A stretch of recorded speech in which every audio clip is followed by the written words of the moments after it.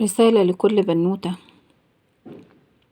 قلبها حس إن في حاجة مش تمام ناحية أي شخص، وتحديد رجل يعني بيتعامل معاها بدافع بقى معرفة، جيران، قرايب، مدرس، أي حد، وخصوصا لما يكون حد أكبر منها في السن، وتحس إن هي مش مرتاحة للتعامل، سواء التعامل بالكلام أو التعامل بالسلام بالإيد أو الهزار، يعني انتوا فاهمين. لما تحسي بأي شيء ما تخافيش، صدقي قلبك وتعاملي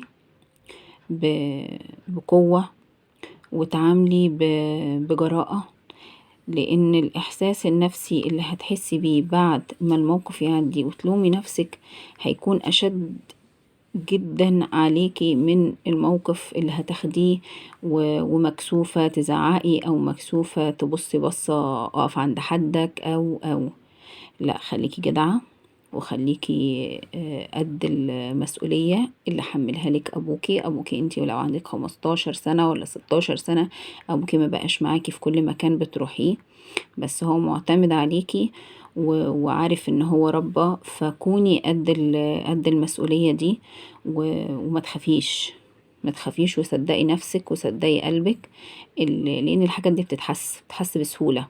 الراجل اللي مش مظبوط في تصرفاته وفي كلامه وفي حركاته بيبان جدا، والألم النفسي اللي بتمر بيه البنت بعد الموقف ما يعدي وما تكونش أخدت الموقف المظبوط بيضايقها قوي، وطول السنين بيفضل معاها ومضايقها.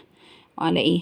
تشجعي وما تخافيش، خدي الموقف وصدي وردي واعملي كل اللي تقدري عليه، وما تخافيش، واحكي لمامتك، احكي لحد قريب منك، حد هينصحك تعملي ايه، وما تسيبيش الموقف يعدي منك وانتي مش اخده حقك. الموضوع ما يستاهلش، الموضوع فعلا اديله على دماغه.